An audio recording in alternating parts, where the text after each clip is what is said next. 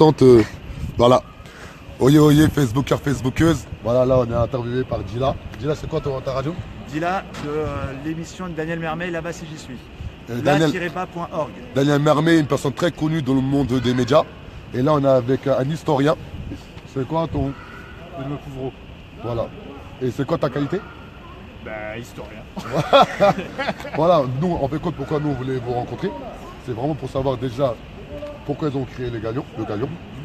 Est-ce que Galion, par rapport à son architecture, par rapport à son ancienneté, par rapport à son lieu social, par rapport à son point névralgique qui peut redynamiser tous les quartiers nord de la ville d'Aulnay-sous-Bois, est-ce qu'il peut être classé en patrimoine départemental ou de la ville ou historique, je sais pas comment on dit ça?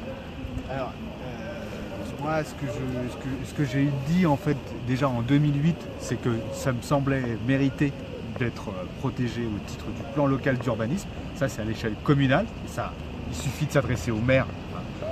À l'époque, c'était pas le même d'ailleurs. Ouais. Et à l'époque, c'était déjà acté qu'on allait démolir. Donc, les services municipaux nous ont dit, c'est pas possible, la décision est déjà prise. Donc, la protection, on l'a oubliée. Par contre, pour tout habitant, il est possible d'écrire et de faire la demande au maire pour ce qui est de la protection au plan local d'urbanisme. On peut aussi écrire au ministre de la Culture, à la ministre en l'occurrence, en lui disant que ça mériterait d'être labellisé au titre du patrimoine remarquable. On vient de changer de loi, avant c'était le patrimoine du XXe siècle. C'est typiquement du patrimoine du XXe siècle, mais ça n'existe plus maintenant, c'est le patrimoine remarquable. Et les services du ministère, donc la Direction régionale des affaires culturelles d'Île-de-France, doit répondre au même titre que le maire répondra sur la demande de protection au plan local d'urbanisme. Mais c'est un droit citoyen que de faire cette demande. Donc allez-y. Voilà. Et il y a une chose en plus, Adama, c'est ce dont on parlait tout à l'heure, il y a une chose en plus, c'est que le propriétaire du Galion, qui a acté la destruction, peut revenir sur sa décision s'il y a une mobilisation citoyenne. Ah bah oui, bien évidemment, c'est ce qui s'est déjà vu. Le principe du patrimoine, c'est effectivement un rapport de force. Ça, c'est sûr. Entre ceux qui le défendent et ceux qui veulent le détruire. Oui, ça c'est logique. C'est comme ça qu'on a. Le patrimoine, ça naît comme ça. Et la valeur, justement, elle est d'autant plus forte que la mobilisation l'est tout autant. Voilà. Mais en plus, en sachant que nous, pourquoi nous, on voulait vraiment vous rencontrer aujourd'hui, nous, on a vraiment envie que le département, quand même, parce que vous êtes au département, donc vous êtes un fonctionnaire, vous êtes un fonctionnaire d'État, vous devez être à l'écoute des habitants, surtout le temps que les habitants revendiquent un patrimoine historique par rapport à son année, comment ça a été construit en 1968, par rapport à son histoire, en sachant qu'ici, il y a eu des docteurs, des orthophonistes, des points de deal, des points des coiffeurs, il y a eu tout. C'est ça une histoire, les bons comme les mauvais, en sachant quand même il y a 140 magasins qui peuvent redynamiser tous les quartiers nord de la ville d'Aulnay-sous-Bois, qui veut dire 35 000 habitants. Aujourd'hui, on a la chance d'avoir le Grand Paris qui va venir à Aulnay-sous-Bois. On aurait bien aimé en profiter.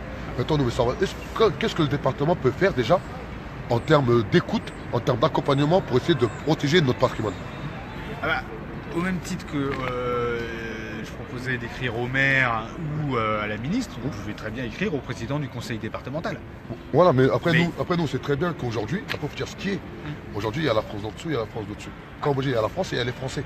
Et c'est une réalité. À un moment donné, moi, là, je m'adresse à la France. Parce que moi, je pense qu'à partir du moment où une personne avait en plein cœur des 3000, main dans les poches, avec des documents administratifs et sûre de ses propos, c'est qu'une personne, quand même, elle est plus proche de la population que des institutions. On va dire ça comme ça, à proprement dit. À titre personnel, là c'est moi qui s'engage que moi mes propos. Donc voilà, maintenant nous on aurait aimé savoir comment aujourd'hui on peut être accueilli par des personnes du département, où nous on vient avec nos revendications, on vient avec nos idées, on vient avec le projet quand même qui est commercial, associatif et culturel, et comment on peut se poser avec vous, dire voilà, nous on a notre projet, comment avec vous, les historiens, on peut faire en sorte que vous nous accompagnez nous à protéger le patrimoine du Galion.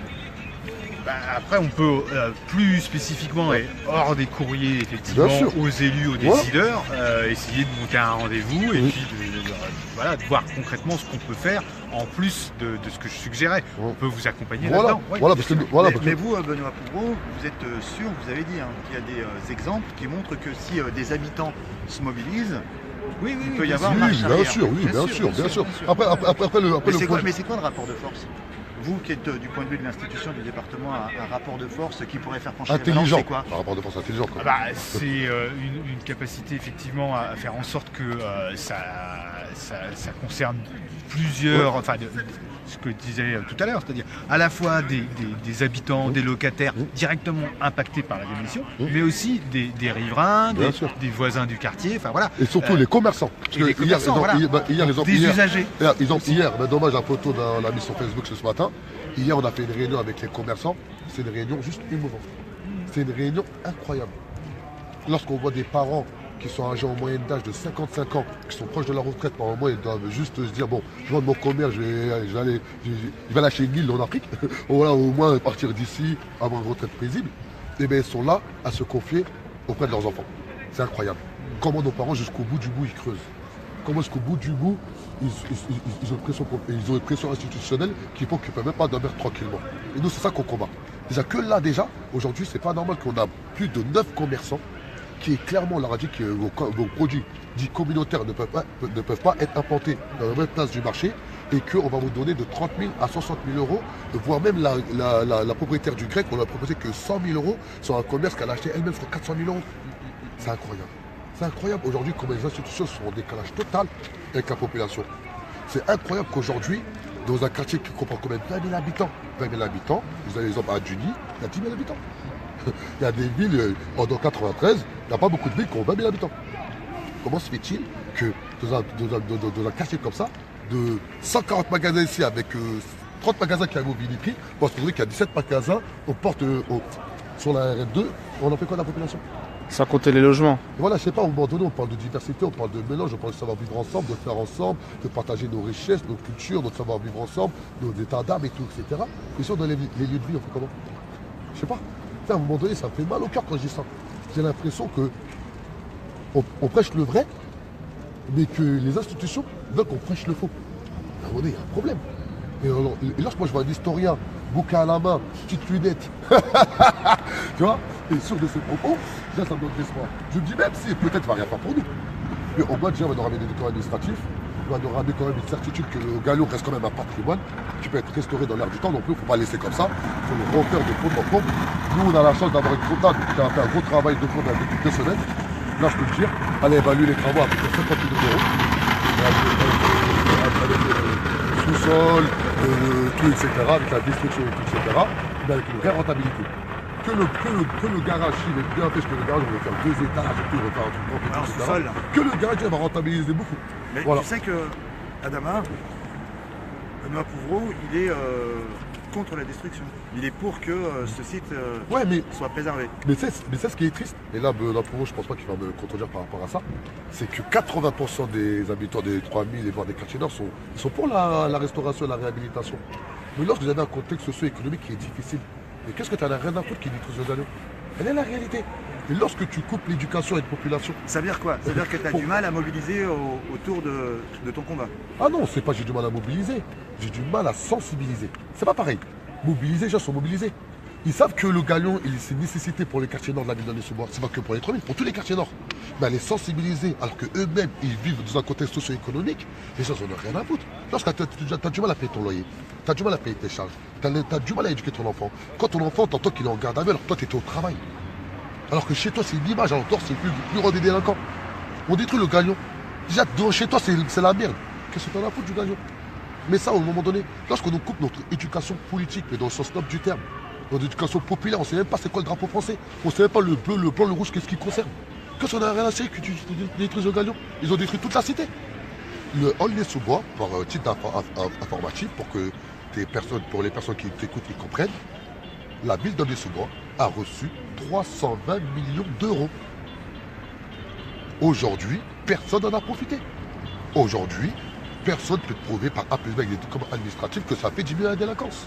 La preuve, pourquoi je suis arrivé en retard, je suis désolé, il y a toute une famille qui se fait interpeller, violence policière, comme jamais on en a connu dans les quartiers des Mille-Mille, alors qu'un quartier super calme. Et ce soir, je vais faire la vidéo, vous allez la voir la vidéo. Elle est la réalité qu'on a au jour d'aujourd'hui. C'est comment on peut claquer 320 millions d'euros sans faire diminuer la délinquance, sans élever le niveau de vie, sans élever le PIB, sans faire en sorte que les gens vivent avec un maximum de dignité et en sécurité. C'est pas possible. Il y a a un problème. Voilà. Voilà. Voilà, il y a- Voilà, Voilà. je veux dire, la politique de la ville a été remise en cause par l'ANRU. L'ANRU 1 a été remise en cause par l'ANRU 2. Voilà. Il y a peut-être. Voilà, et il y a des nous questions à aujourd'hui, poser, oui, et moi c'est aujourd'hui sûr. je le dis devant vous, devant la vidéo, devant monsieur, en direct sur Facebook, nous on est sûrs et certains à 130 000% que notre projet économique, social et culturel par rapport à la rénovation du Galion, par rapport à la réhabilitation du Galion, on va juste changer l'image des quartiers nord. Parce qu'on a la chance d'avoir l'avenue du Grand Paris, avec le métro qui est en construction. On a la chance d'avoir Charles de Gaulle à pas plus de 20 minutes en véhicule. On a la chance d'avoir la A1, la A3, la A104 aux abords du Galion qui est même pas à 5 minutes. Un bel épicentre. Voilà, on a la chance d'avoir la RM2 où il y a plus de 1000 véhicules qui passent à la journée. On a la chance d'avoir le RERB avec la gare de Villepinte et la gare d'Aulnay. Donc si une personne est un tout petit peu business, qui est un tout petit peu intelligent, qui est un tout petit peu réfléchi, qui est juste à l'écoute de la population, il sait que le Galion, oui, ça peut être un gros pôle commercial, associatif et culturel. Exemple, nous là-haut, où il y avait les anciens logements, on va faire des pôles de formation. Exemple, nous ici, on a envie de faire un kiosque. Il n'y a pas de kiosque dans les quartiers nord de la ville d'Aulnay-sous-Bois. C'est incroyable. Il n'y a aucun endroit où aujourd'hui, tu vas aller acheter le Parisien. Faut descendre Voilà. aux étangs. Voilà, et aux étangs, il est caché dans les faux. C'est une zone pavillonnaire. Pavillonnaire. Il n'y a pas un truc comme ça, tu vas aller chez ton truc. Il n'y a pas de tabac, il y a beaucoup de choses. Même le tabac, c'est nocif pour la santé. Mais il y a beaucoup de choses qui créent des liens sociaux, qui créent des lieux de vie, qui créent à savoir vivre ensemble, une mixité sociale, la vraie mixité sociale. Voilà. Et Alors, ensuite, attendez, quoi voilà. d'autre Kiosque, centre de Attends, formation, encore quoi pire. d'autre Encore pire. Encore pire. Encore pire ou encore Voilà. mieux Ah non, encore pire. Ouais. Il faut que je vous laisse. Voilà. Désolé. Voilà, mais monsieur, prenons pour vous. On a besoin de vous. Donc on se donne un rendez-vous en direct. Regardez, en direct sur Facebook, hein, on serre la main. Voilà. Donnez-nous de la force. Alors, On a besoin de bon, vous. alors, rendez-vous les prix, je peux prendre votre numéro de téléphone. Bon, merci beaucoup. La sauvegarde du Galion, une priorité pour le mouvement La Révolution est en marche. Dis-là, un petit message quand même, fin de reportage. Ça Merci à vous et à très bientôt. Vous allez me revoir avec le micro de l'autre côté de l'écran. Mais ça me prend pour dernier mot de la fin quand même. Hein, mais certains Non, autres. moi voilà ma carte. Voilà, lui c'est la carte. Lui, il a rien à dire, la carte elle Le est là. principal. Le principal. Merci bientôt. beaucoup, hein, c'est gentil, à bientôt. Merci beaucoup. Hein. Merci, ce sera tout. Bientôt.